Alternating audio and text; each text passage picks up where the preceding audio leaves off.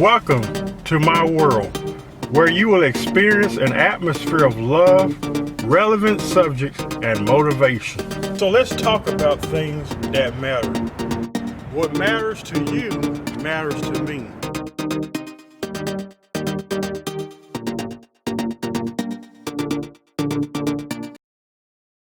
Welcome to the Brother Henry and You Show.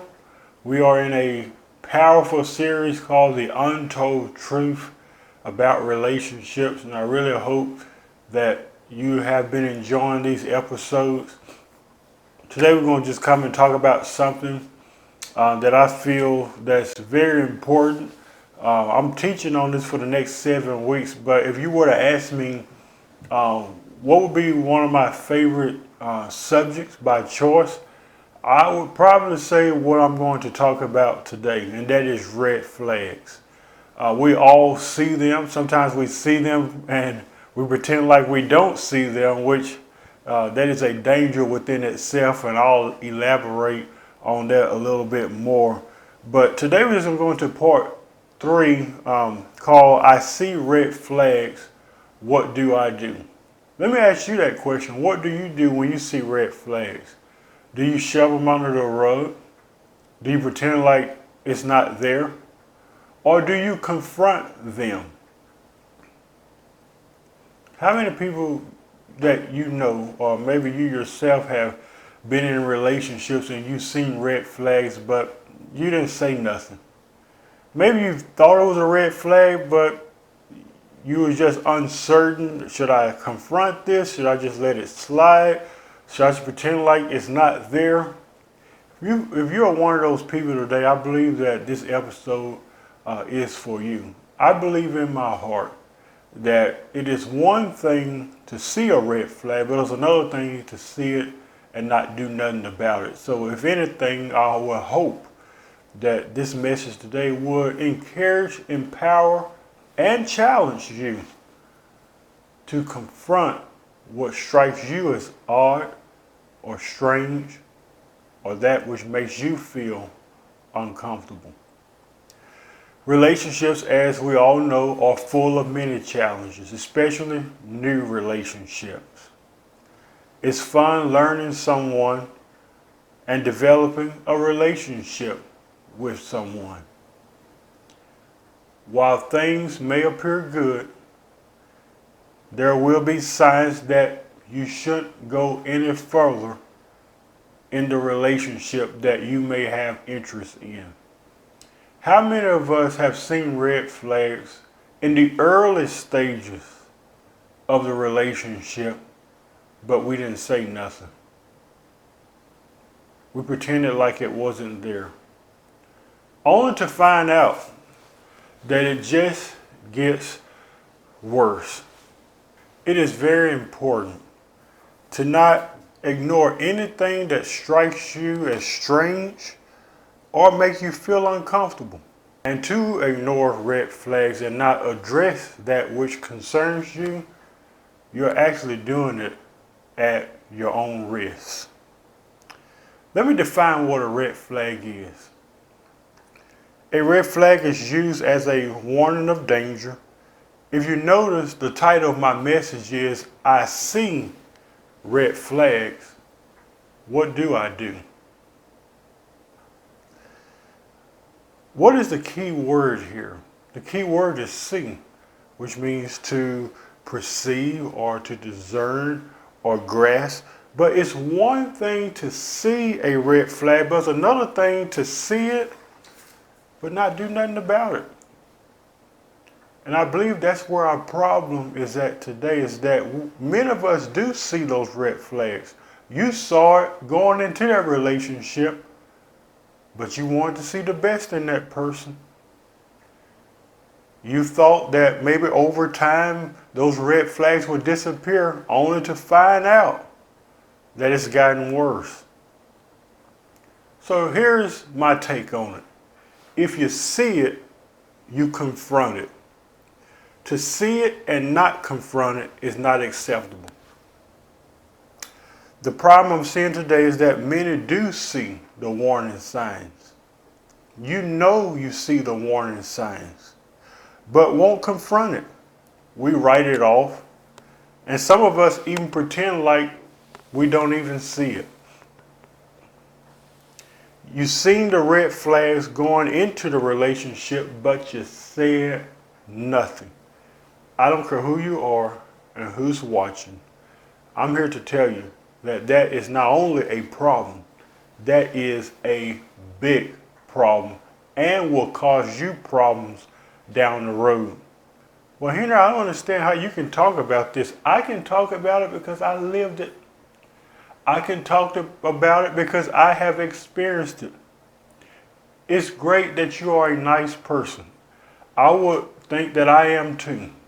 But being nice and kind and gentle and all those wonderful things that you may be still is not an excuse for you to allow yourself to be a pushover, to allow someone to disrespect you, and to also allow you not to address those things that bothers you.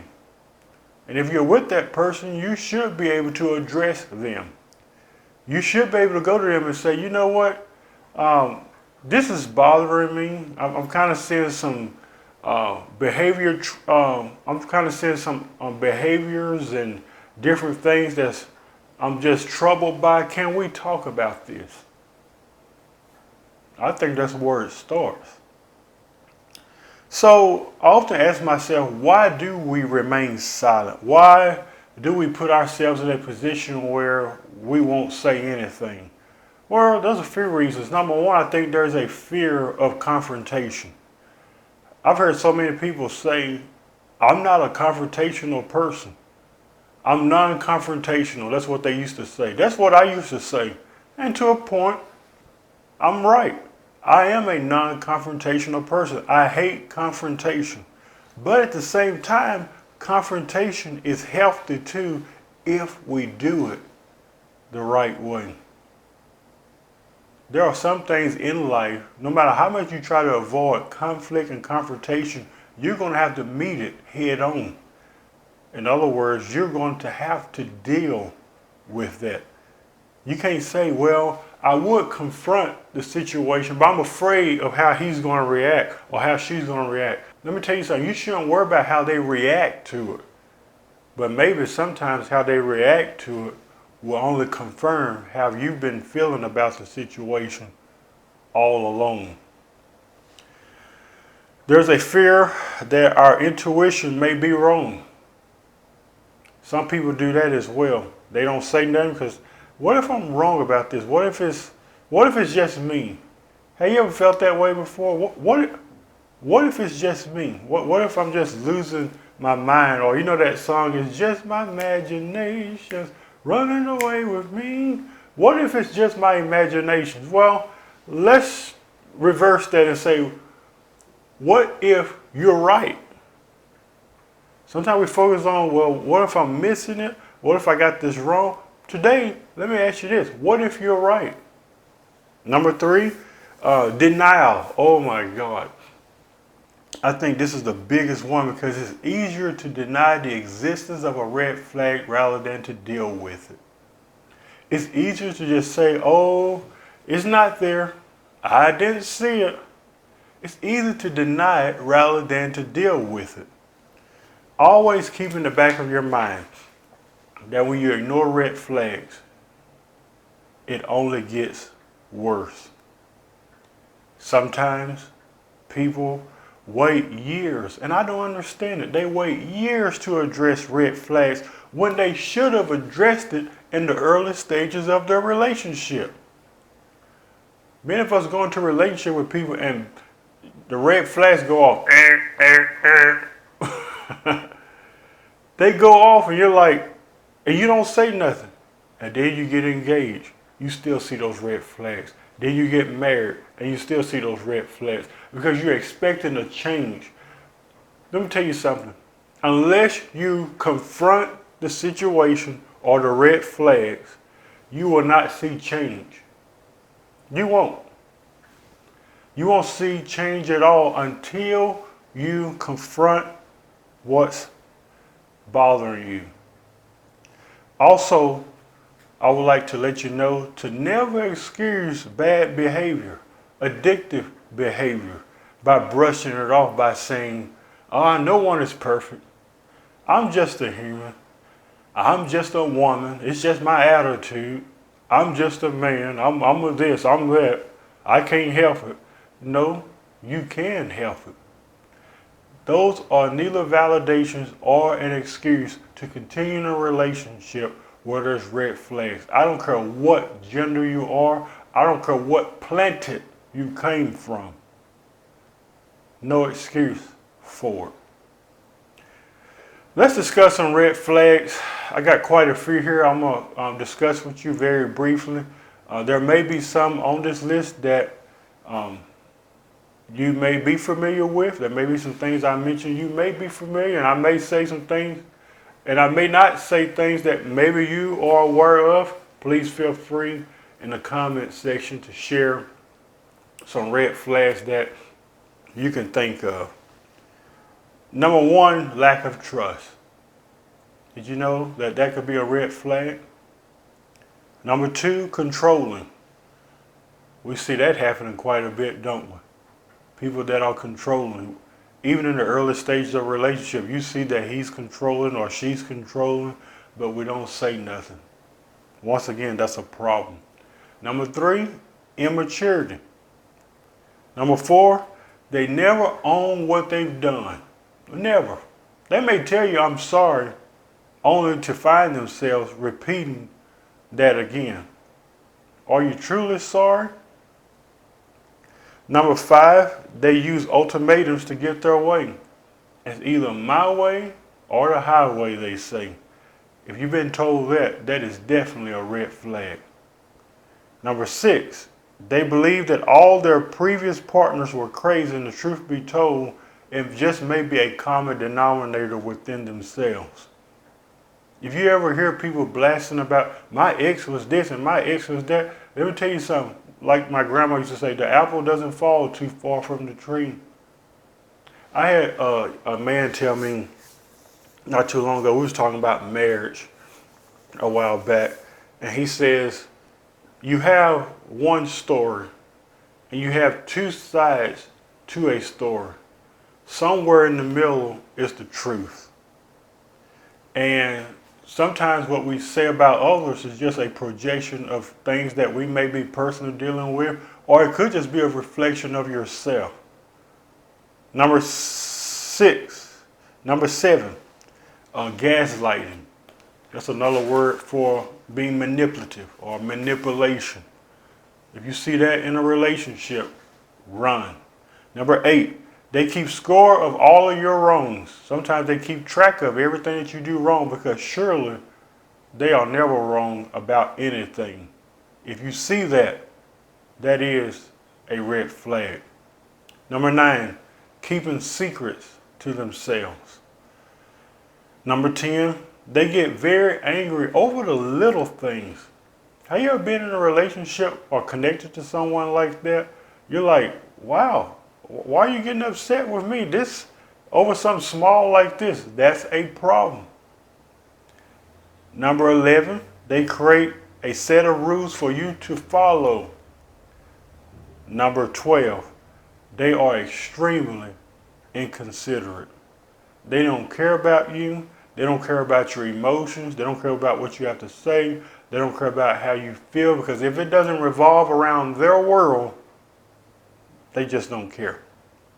Number 13, they have a negative perspective not only on life, but also on you and themselves.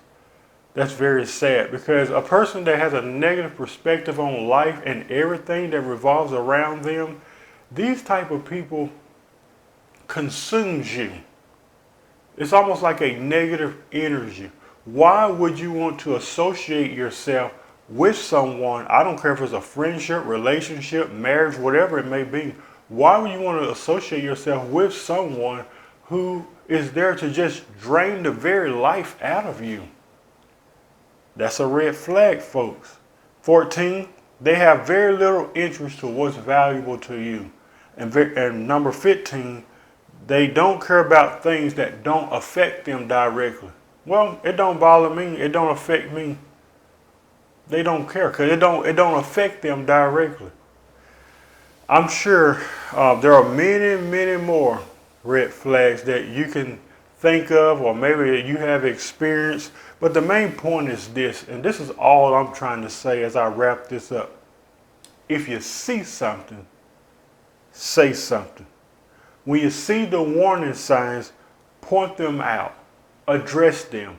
Don't worry about how they're going to react. It's not about worrying about how they're going to react to it. And don't let that stop you from confronting those red flags. You have every right, as I said earlier, to address that which strikes you as strange and that which makes you feel uncomfortable. Hi, if you like what you're seeing today, be sure to connect with Brother Henry at www.facebook.com/The Brother Henry and You Show. And also be sure to check out and subscribe to his YouTube channel, which is www.youtube.com/Henry Harris 100. We hope that this has been a blessing to you, and we hope to hear from you soon. Keep watching, because what matters to you matters to Brother Henry.